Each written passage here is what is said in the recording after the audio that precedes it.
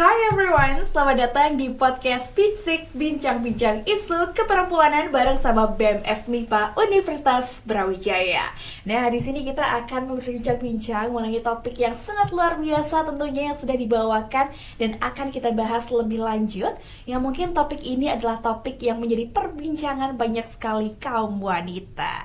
Tentunya topik kali ini adalah mengenai PMS. Wah, sangat luar biasa sekali. Dan tentunya teman-teman sekalian, Kak Karsa akan menemani teman-teman sekalian dan juga akan membawakan acara podcast hari ini. Tapi tenang saja, saya tidak sendirian karena tentunya hari ini saya bersama dengan seorang expert di bidangnya ya tentunya. Kali ini selamat datang ada Dr. Prita Mulyarini, spesialis OBGYN. Selamat pagi, dokter. Selamat pagi Kak Kansa, apa kabar? Sangat luar biasa sekali. Terima kasih ya Dokter Prita sudah menyempatkan waktunya untuk hadir hari ini.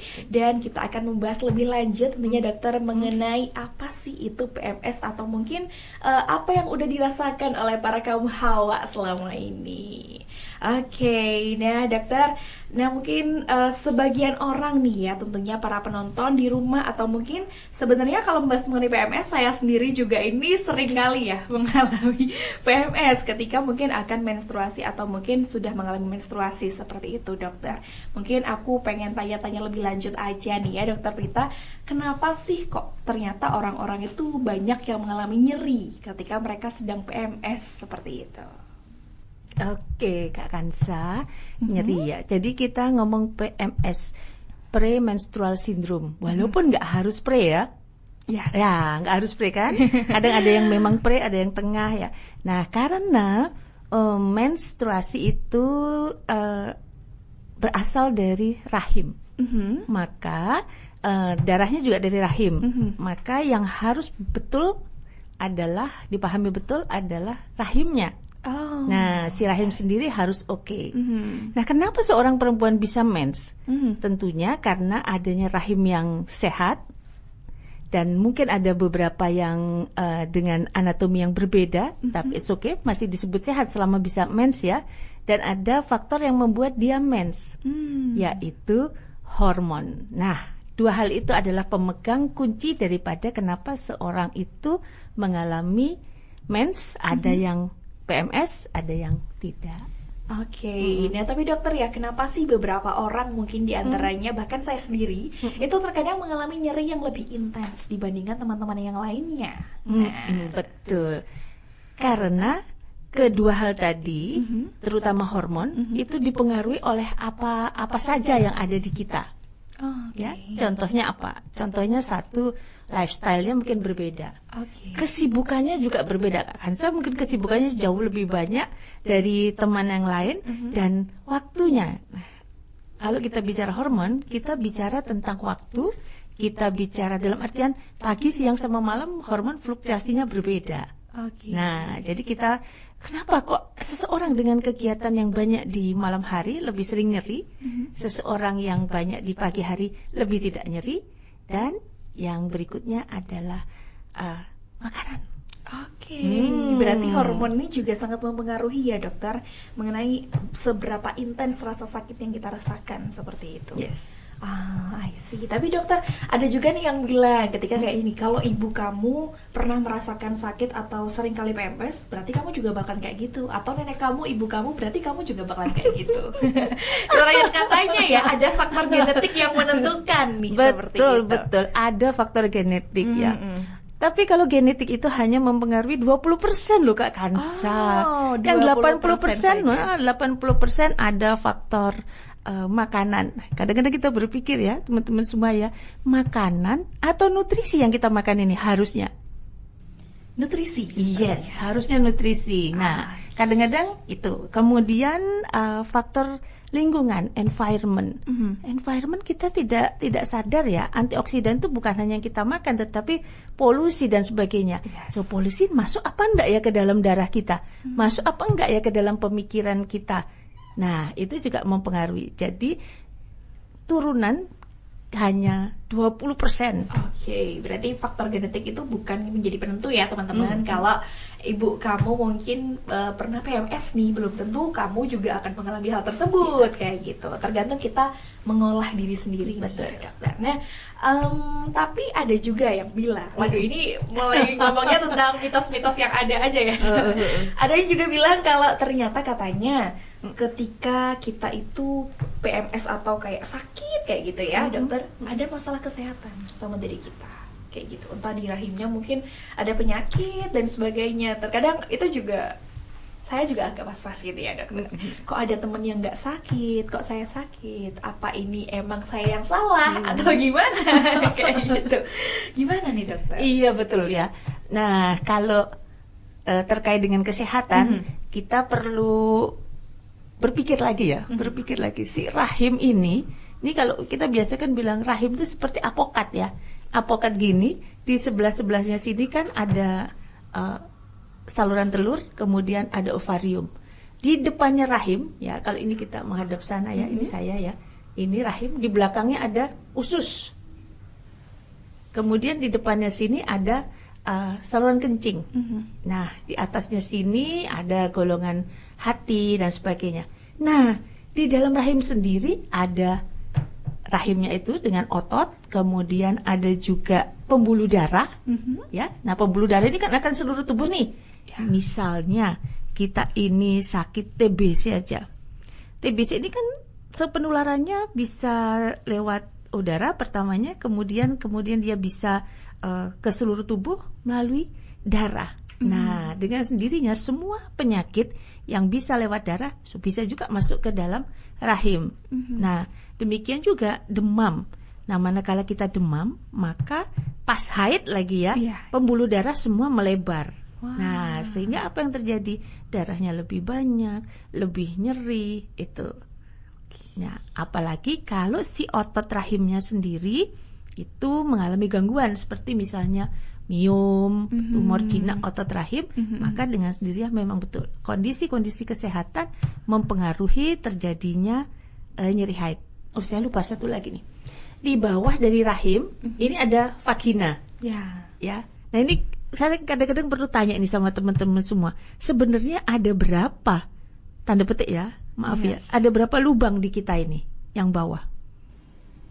Nah, tebak-tebak sendiri ya. Nah, Berapa ya? Nah, yang jelas Saya takut salah nih kalau ngomong, dokter. itu tadi paling depan tadi ada saluran kencing kan? Ya. Di depannya berarti ada satu lubang. Kemudian dari rahim kita nih, vagina, lubang kedua. Belakang tadi ada dari usus, berarti ada 3 lubang. Nah, si lubang-lubang semua ini sudah sesuai ukurannya. Paling depan dari saluran kencing paling kecil, karena dia paling sering infeksi. Maka sama Allah sudah diciptakan dia paling kecil supaya tidak terlalu sering kita infeksi. Betul. Nomor 2, vagina. Vagina ini sesuatu yang ajaib.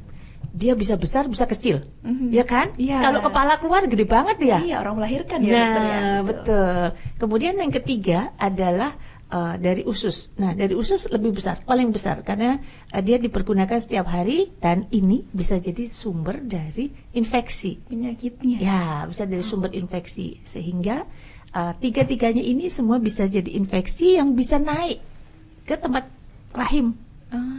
Nah, semua infeksi radang pasti nyeri. Oke. Tapi apakah pasti ketika orang mengalami nyeri seperti itu berarti kamu ada penyakit nih? Kayak gitu. Kalau seseorang itu sakit, tentunya tidak sepanjang hayat ya.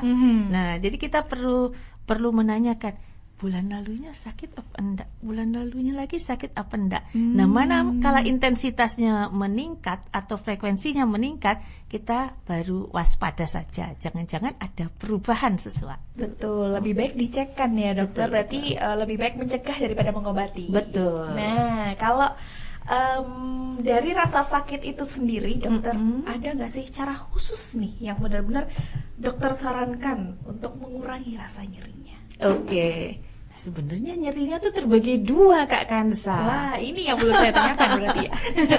Gimana nih, dokter? Satu yang primer ya, teman-teman. Satu yang primer itu asli nih punya kita sendiri.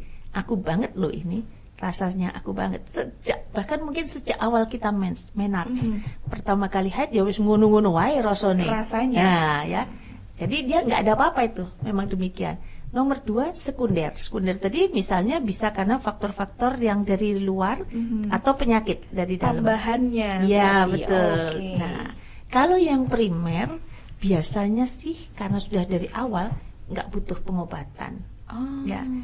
Nah, tapi kita perlu tahu proses terjadinya atau patofisiologi terjadinya nyeri. Ya, patofisiologi nyeri. Ngomong nih patofisiologi nyeri nih sekarang nih. Iya. Oh iya. Iya.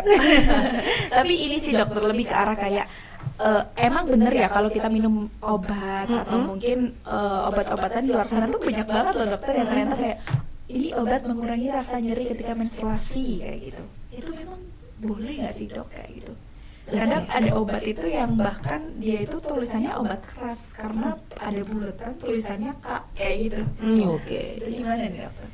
Jadi kalau dari patologi nyeri tadi kan dia bisa itu aja, tidak butuh obat. Yes. Ya, tetapi bisa kita atasi dengan mengurangi kegiatan. Jadi menghilangkan nyeri itu bisa dengan relaksasi, bisa dengan minuman hangat, bisa dengan hypno by self ya, self hypnoting ya. Nah, bisa juga dengan tidur, bisa juga dengan meditasi, nafas. Nah, intinya sesuatu yang mungkin lebih kayak biar kita tuh tenang, betul, kayak gitu, tidak banyak kegiatan, betul, kayak gitu ya betul. dokter. Nah, fisiologi dari nyeri pada haid sendiri, satu karena hormonal, maka dia karena kurang estrogen. Ada kemungkinan itu. Nah, tandanya seseorang kurang estrogen itu apa? Kulitnya kering, rambutnya gampang rontok, ya. Kemudian dulunya nggak gampang rontok mungkin ya, terus sekarang gampang rontok. Tiba-tiba. Berarti dia saat ini dalam kurun beberapa bulan ini sedang kurang estrogen. Estrogennya kurang. Ya, carilah makanan-makanan estrogenik. Ya, kemudian mungkin aja kurang serotonin. Ada namanya hormon serotonin. Hormon serotonin itu adalah hormon yang membuat kita happy, senang. Ya, semacam endorfin. Yes. Ya, morfin tapi dari dalam. Nah, bukan yang morfin beneran ya teman-teman. Betul. Nah, itu yang ditingkatkan dengan makanan-makanan yang meningkatkan serotonin. Contohnya apa? Contohnya seperti coklat hitam. Iya, kadang ini ya memang ada ya dokter ya. Kalau PMS sama pacarnya mintanya apa? Dibeliin coklat, dibeliin ini itu kayak gitu. Itu memang ternyata bisa ya. Betul, bisa. Wah, ini berarti kode juga ya buat teman-teman bisa dikasih recordnya ke pacar kalian. Nah, tapi dok, tadi kan ngomong ada dokter juga menjelaskan mengenai minuman hangat. Sekarang lagi rame yang namanya heating pad. Heating pad itu kira-kira memang bisa mengurangi rasa sakitnya nggak sih dok karena kehangatan yang ada gitu? Bisa.